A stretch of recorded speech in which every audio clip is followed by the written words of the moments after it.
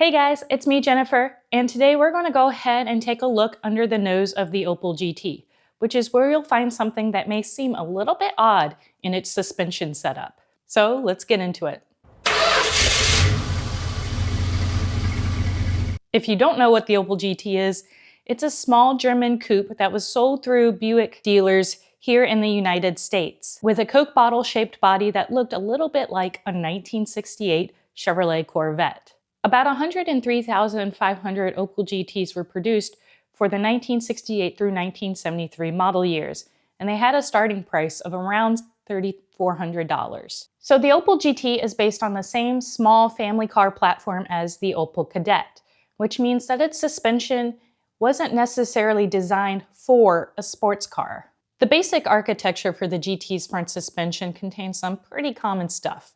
There are unequal length upper and lower control arms, as well as ball joints between the control arms and the steering knuckles. There are also two rubber bumpers on the front crossmember that help limit the upward travel of the control arms, as well as shock absorbers on either side that help limit the downward motion of the control arms. The full front suspension can also be removed as a single unit from the crossmember after you disconnect the brakes and the steering column, which really comes in handy if you're doing a full suspension overhaul. But then you get to the spring. Yes, singular, spring. So instead of a coil spring at each front corner, the Opel GT uses one transversely mounted steel leaf spring with 3 leaves that's connected to the lower control arms. Now out back, the Opel GT uses a 3-link setup with tubular lower control arms, coil springs, shock absorbers, a torque tube between the differential and the underbody, and a track rod that helps control the rear axle's lateral stability. However, with the lack of a sway bar out back, the extra stiffness from the leaf spring up front can contribute to some understeer. So why would Opel go for this design for the GT's front suspension? Well, besides cost and not wanting to wait for the Opel Manta suspension to become available a few years later. Well, first, the Opel GT's long, low, pointed nose doesn't really leave much room for a coil spring setup to eat into the engine bay. A single leaf spring underneath the crossmember tucks up out of the way a lot better than a pair of coil springs would. And as a result, the shock towers don't intrude into the engine bay much at all. It's also overall a lighter setup that uses fewer parts. And speaking of it being a lighter design than a coil spring setup would be, having the leaf spring mounted low helps keep mass down and centered, which is really what you want in a sports car. And along with the GT's front mid-engine layout, because that engine is as far back as possible in the engine bay, this front suspension setup helps contribute to the GT's 54% to 46% front to rear weight distribution.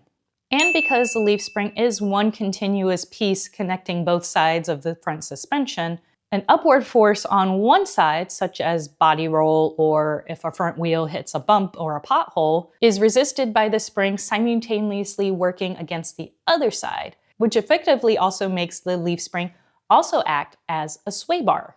Now, if this front suspension setup sounds a little bit familiar, well, that's because the Opel Kadett also uses this kind of setup, which is pretty obvious since the Opel GT is based on the Kadett's platform. And Chevrolet had been doing something similar with the Corvette, but that transversely mounted leaf spring was mounted in the rear, not up front. So this was not a brand new concept to GM. But the transverse front leaf spring wasn't unique to GM either. In fact, Ford Model Ts, as well as Model As, had what was referred to as the suicide axle with a solid front axle. As far as cars that had both a transverse front leaf spring and an independent front suspension, well, those date back to the front-wheel drive 1928 Alvis and later the 1935 Humber, Snipe, and Pullman. And the old Fiat 500 and 600 also use this kind of setup for their independent front suspensions. So while the Opel GT is ultimately remembered as the baby Corvette for its shape, and for having those unique headlights, underneath its skin is an interesting piece of engineering.